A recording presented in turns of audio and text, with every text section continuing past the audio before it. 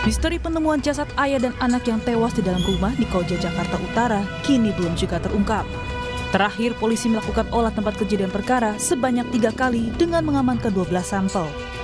Sebelumnya pada olah TKP kedua yang digelar Minggu 29 Oktober, polisi menyita ponsel, dokumen, dan obat-obatan korban. Temuan-temuan, ada dokumen, ada juga beberapa bahan yang nanti lebih lanjut akan diteliti oleh ahli psikologi forensik. Dan lebih lanjut akan dilakukan penelitian. Tim dari Aspipor akan melakukan penelitian. Sementara, kondisi ibu dan anak yang selamat menurut dokter yang menangani pertama kali saat itu, kondisinya lemas dan terdapat tanda-tanda kurang asupan makan dan minum. Ibu dan anaknya sangat lemah dan cukup memprihatinkan ya. Ya mungkin karena udah beberapa hari tidak makan, jadi si anak juga setelah dimandikan itu dia terlihat lapar sekali. Tapi kalau dari pemeriksaan fisik, tanda-tanda vitalnya bagus semua, kayak tensi, nadi semua bagus semua. Diketahui korban selamat atas nama Hikmah Fuzianti berumur 31 tahun dan anak pertamanya bernama Afida Zakiah umur 4 tahun. Sedangkan suaminya Hamka Rusdi berusia 50 tahun ditemukan tewas bersama anak bungsunya Abid Kushashi umur 2 tahun dalam kondisi yang mengenaskan. Satu keluarga tersebut ditemukan di dalam rumah setelah warga mencium bau tak sedap dari kediaman mereka. Tim Liputan, Kompas TV.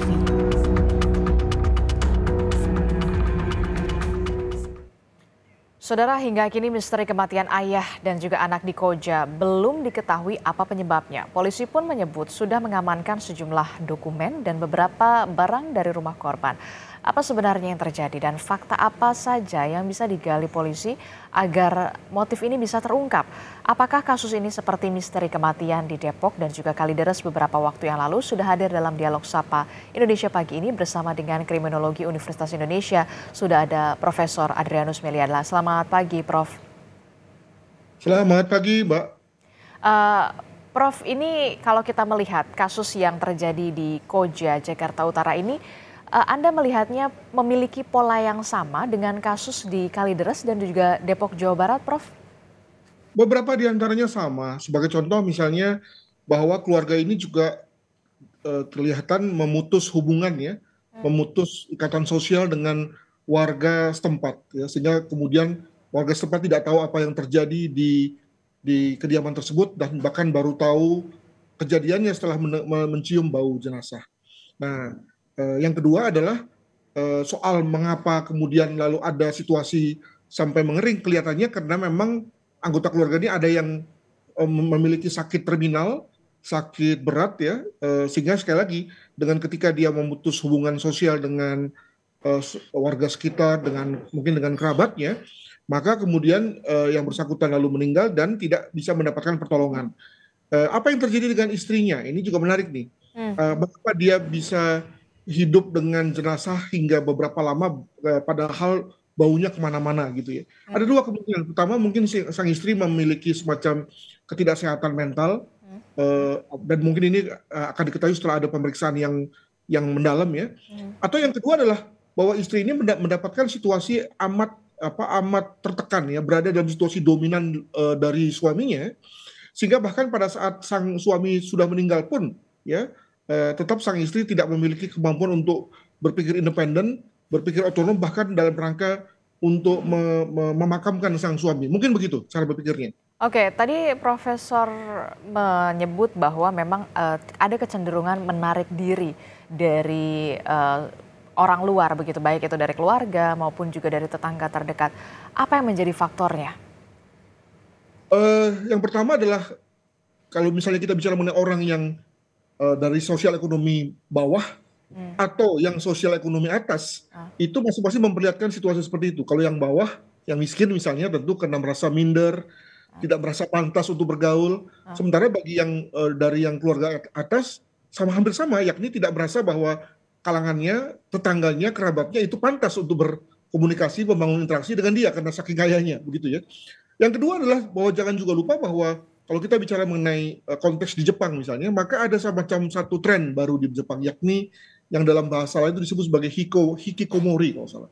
Semacam budaya atau tren untuk menarik diri, ya. Bahkan mempersiapkan diri untuk menuju ke kematian. Ya, jadi semuanya disetting sedemikian rupa sehingga kemudian lalu tadi mereka hidup sendiri, senang dengan kesendirian, menikmati itu, ya, tidak mau bergantung pada orang lain, bahkan sampai pada konteks matinya pun juga sudah semacam dipersiapkan. Mungkin itu juga terjadi. Demikian. Oke, Anda melihat ada motif bunuh diri atau bagaimana dalam kasus ini?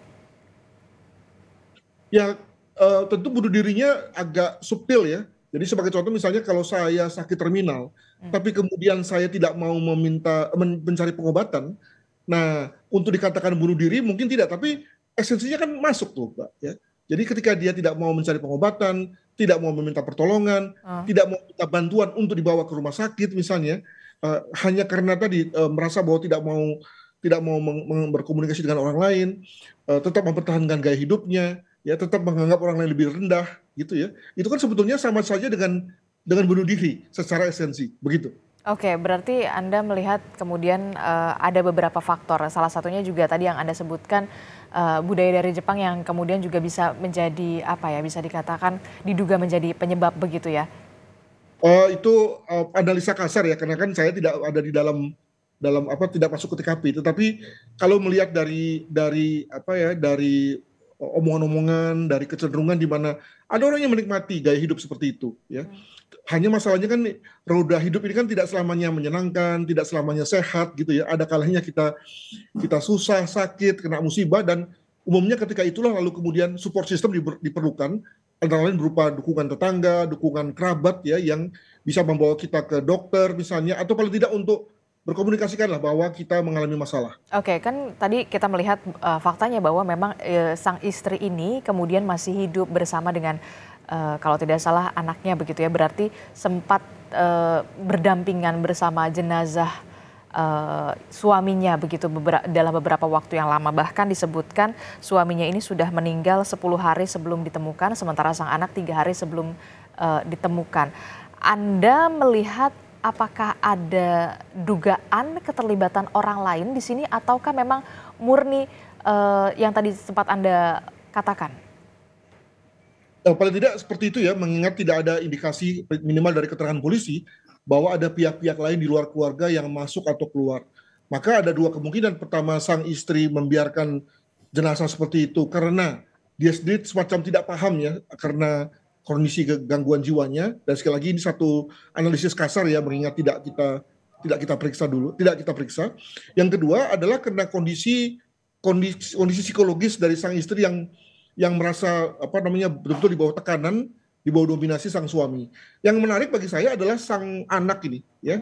Kelihatannya anak ini tadinya biasa, sang anak sulung ini, tapi karena ketiadaan bahan makanan, baru kemudian pada beberapa hari terakhir sebelum ditemukan, baru kemudian mengalami semacam kekurangan makan.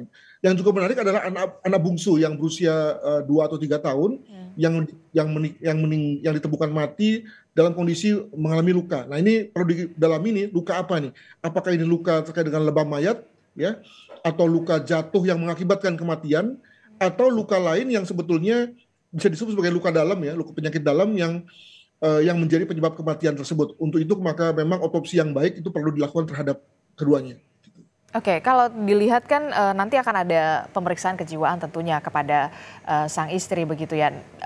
Tantangan terbesar apa yang kemudian harus dihadapi oleh pihak kepolisian untuk mengungkap kasus ini? Apakah juga nanti akan digali soal bisa dikatakan rekaman dari media sosial atau kemudian telepon seluler, atau seperti apa tantangan terbesar dari polisi untuk mengungkap kasus ini, Prof? Saya kira sepanjang TKP-nya itu bersih ya, ditangani dengan tidak jorok gitu ya, artinya tidak semua orang keluar masuk, lalu kemudian ngambil-ngambil, megang-megang gitu ya, itu kemudian cepat atau lambat akan segera ketahuan apa yang menjadi penyebab. Atau bisa dibayangkan lah, hari-hari atau menit-menit terakhir sebelum mereka meninggal, dan kemudian lalu bisa di-establish apa yang menjadi penyebab kematian. Jadi kalau melihat dari pengalaman sebelumnya, sepanjang TKP-nya itu penanganannya baik, ya, tidak jorok, maka umumnya oke. Dan untuk itu maka saya kira Polda Metro Jaya belajar dari beberapa kasus sebelumnya, itu sudah bisa membangun semacam pola ya, dalam rangka menangani kasus seperti ini. Makanya misalnya sebagai contoh segera dipanggil ahli ya, teman-teman dari psikolog forensik untuk mengestablish apa yang terjadi di TKP. Demikian. Oke, pelajaran apa yang bisa kita ambil dari kasus ini? Karena kalau kita melihat dari lokasi di visual ini, daerah Koja Jakarta Utara, korban dan juga istri ini berada di tempat bisa dikatakan padat penduduk begitu. Harusnya kemudian lingkungan sekitar lebih aware, lebih peduli. Apa pelajaran yang bisa kita ambil? Saya kira jangan menyalahkan lingkungan juga ya, mengingat tadi sebetulnya lingkungan Koja, lingkungan yang padat dan nggak usah orang yang ramah, orang yang nggak ramah pun sebetulnya dengan kita bertatap mata saja, bersirobok mata saja sebetulnya sudah bisa saling senyuman misalnya begitu ya. Tapi karena dalam hal ini pribadi-pribadinya memang tidak mau membangun komunikasi sih ya, sehingga kemudian lalu orang tidak tahu apa yang terjadi gitu.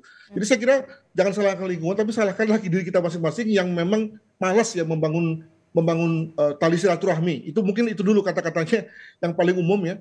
Sehingga kemudian ketika ada apa-apa, ketika ada masalah pada keluarga kita, segera ada orang yang bisa membantu. Sehingga kemudian bisa diberikan pertolongan pertama, ya kalau itu memang berkaitan dengan masalah kesehatan, atau kalau misalnya masalah kebakaran segera bisa ditolong ya.